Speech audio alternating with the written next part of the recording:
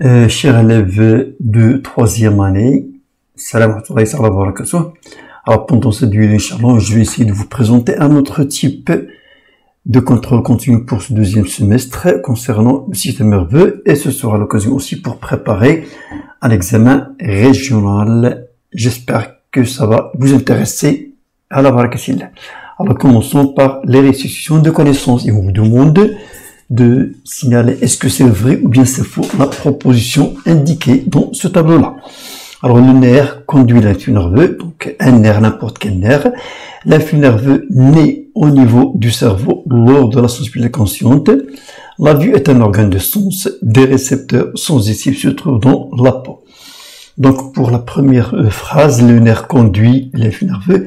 Bien sûr, n'importe quel nerf, que ce soit moteur ou bien sensitif, il conduit l'influx nerveux. Donc la proposition est vraie. L'influx nerveux naît au niveau du cerveau lors de la sensibilité consciente. Non. L'influx nerveux, il arrive au centre. L'influx nerveux qui naît au niveau du cerveau, c'est l'influx nerveux moteur qui arrive au muscle. Mais celui-là, il arrive au centre. Donc la proposition est fausse. La vue est un organe de sens? Non, la vue c'est pas un organe de sens. Les organes de sens c'est l'œil. Alors la proposition est fausse. Des récepteurs sensitifs se trouvent dans la peau. Bien sûr, n'importe quel organe de sens, il a des récepteurs pour qu'il reçoive l'excitation venue du milieu extérieur. Donc il est vrai. Alors deuxième, on vous demande de compléter ce tableau-là avec les termes proposés. Transmet, effecteur, moteur et muscle. Donc un nerf moteur, le message nerveux depuis le centre jusqu'au qui est l'organe. Donc ça indique le trajet de l'influx nerveux moteur pendant un mouvement volontaire. Donc un nerf moteur, qu'est-ce qu'il fait? Il transmet le message nerveux, voilà, moteur bien sûr, depuis le centre jusqu'au, bien sûr, muscle qui est l'organe qui reste l'organe effecteur qui va exécuter le mouvement lorsque l'influx nerveux arrête. Donc ici vous avez deux tableaux et vous allez relier les éléments du premier tableau vers les éléments avec les éléments du deuxième tableau. Donc ici l'arc réflexe, fibre nerveuse sensitif, la moelle épinière, le muscle. Ici vous avez centre nerveux d'un réflexe qui lui correspond quoi? Organe effecteur, transporte l'influx nerveux sensitif, trajet de l'influx nerveux dans un réflexe. Donc la première proposition c'est celle-là. Fibre nerveuse sensitif, alors il lui correspond, il transporte l'influx nerveux sensitif bien sûr. La moelle épinière, c'est un centre des réflexes et il reste le muscle qui est un organe effecteur. Donc ici vous avez question soit multiple et on vous présente, voilà, premier tableau, deuxième tableau et des propositions qui sont indiquées avec la couleur rouge en A, B et C. Alors vous allez choisir là où les bonnes propositions qui concernent les suggestions suivantes. La substance grise de la moelle épinière, et vous avez des réponses. La section d'un nerf rachidien entraîne quoi? La racine postérieure du nerf rachidien conduit. Donc la substance grise de la moelle épinière, vous pouvez la localiser. Pendant le cours, vous avez vu ça. Il est au centre, il est entouré de la matière blanche. Donc c'est vérifié que non, c'est faux. Contient des corps cellulaires, bien sûr. Et il contient des fibres nerveuses, c'est pas vrai. Donc la proposition qui est juste, il contient des corps cellulaires. Les prolongements, ce sont les fibres, ils se trouvent dans la matière blanche. La section d'un nerf rachidien entraîne. Donc le nerf rachidien, comme vous le savez, c'est un nerf mixte, il contient une fibre nerveuse sensitive et moteur. Donc il conduit à la paralysie, bien sûr. Par de la sensibilité générale, moi, il n'a rien à voir avec ça. Alors, la racine postérieure du nerf rachidien, donc la racine postérieure, c'est-à-dire la racine qui contient le ganglion spinal, il contient des fibres nerveuses sensitives, donc les propositions la proposition qui est juste, c'est l'influx nerveux sensitif. Moteur, il est conduit par la racine antérieure. L'influx nerveux moteur, non, c'est faux. Alors, on vous demande de noter, c'est-à-dire de légender ce schéma-là. Et vous allez tracer tracer ici. Alors, la première, c'est l'aire motrice. La deuxième, la moelle épinière et l'effecteur moteur qui est le muscle. Donc, c'est le trajet d'un flux nerveux pendant un mouvement volontaire. Alors, ces phrases indiquent des événements qui ont lieu lorsque l'on entend la sonnerie de téléphone. Donc, et on vous demande de les classer. Voilà. A. Conduction de l'influx nerveux, naissance de l'influx nerveux, stimulation du récepteur, analyse de l'influx nerveux par l'air auditif. Donc, la première des choses, c'est quoi? Bien sûr, c'est-à-dire la stimulation du récepteur qui est l'oreille, et puis la naissance de l'influx nerveux au niveau de l'oreille, bien sûr, puis la conduction, et puis l'analyse par le cerveau, c'est-à-dire l'air auditif.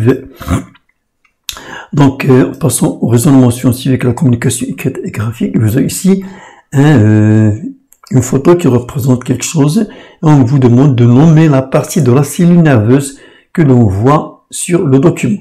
Donc, ici, généralement, c'est la matière grise. Et vous avez ici un corps cellulaire. Alors, où se trouve cette partie dans le système nerveux? Donc, celle-là, c'est le corps cellulaire. Il y a un prolongement, le grand prolongement qui est dans la matière blanche.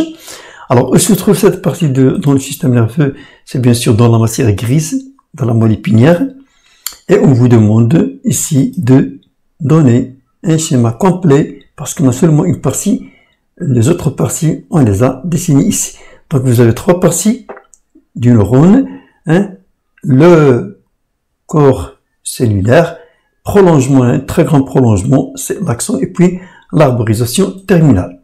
Donc voilà les différents éléments qui constituent le neurone, c'est-à-dire la cellule nerveuse. Donc ici, vous avez chez un homme qui présente une section de la partie haute de la moelle épinière à cause d'un accident, le contact d'un objet chaud sur la peau de la pointe du pied, c'est-à-dire le bas du pied, entraîne systématiquement la flexion du membre inférieur correspondant. Donc la question est demandée, quel est le type d'activité nerveuse ici mise en évidence en justifiant votre réponse. Deuxième question, quel organe intervient dans cette activité? Et la troisième, indiquez le trajet de l'influx nerveux dans cette activité. Donc pour la première, normalement, c'est un réflexe médulaire, un mouvement qui intervient sans la volonté de la personne et dans le centre nerveux et la moelle épinière. Alors quel organe intervient? Alors les organes qui interviennent dans ce réflexe-là, c'est la peau, les nerfs bien sûr, la moelle épinière et les muscles. Alors on indique notre trajet de l'influx nerveux. Commençons par la peau qui reçoit l'excitation et puis le nerf rachidien qui, avant d'entrer à la moelle épinière, se divise en deux branches. La racine postérieure qui contient le nerf sensitif. La moelle épinière, le lieu de transformation de l'influx nerveux sensitif en influx nerveux moteur. La racine antérieure qui contient des fibres nerveuses motrices, puis le muscle qui est l'effecteur moteur. Si vous avez une expérience qui a été réalisée sur des lots de lapins, premier lot, deuxième, troisième, l'expérience et les résultats. Donc vous allez lire l'expérience puis le résultat et on vous propose les questions suivantes.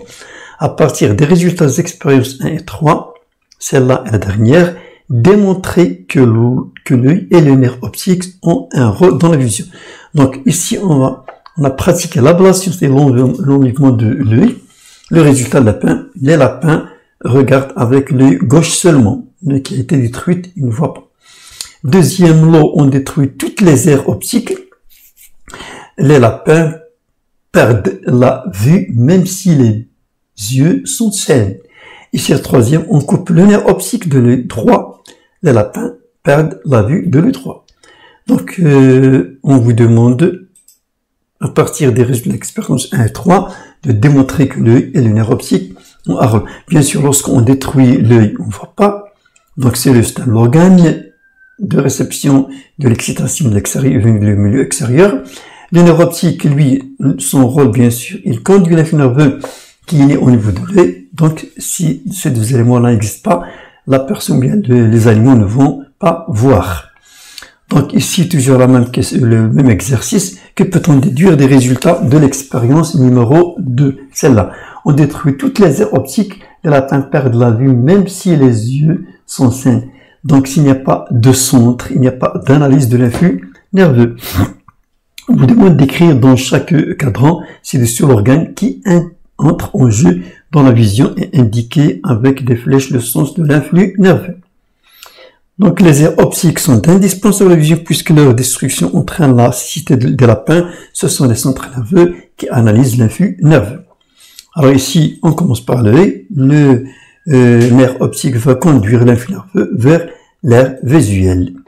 Alors, le document 1 montre un homme paralysé suite à un accident de la circulation de la route. Le document 2, celui-là, montre la moelle épinière avec 2 sections dans 2 niveaux différents. Premier niveau, ici au niveau de la tête, du cou, ici au niveau de la partie lombaire. Alors ici, quelle est parmi ces sections celle qui peut entraîner la paralysie des membres inférieurs?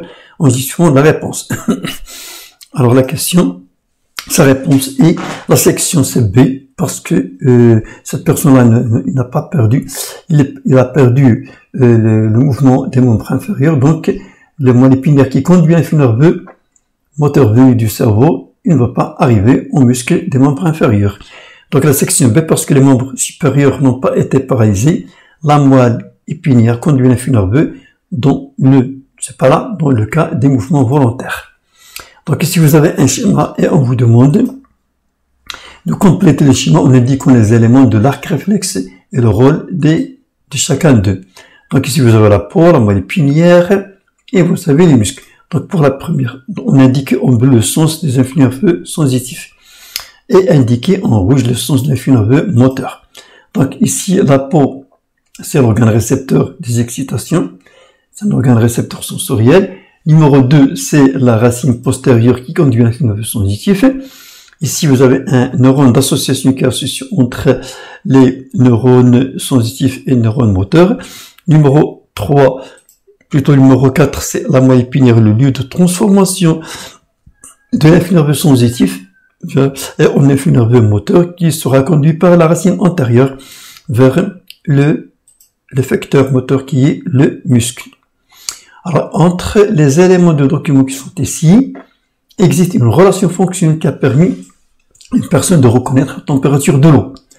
Donc, ce symbole de l'excitation, ici vous avez la peau, des nerfs sensitifs, et ici vous avez le cerveau, la moelle épinière. Alors, la question est demandée de quelle activité cérébrale s'agit-il?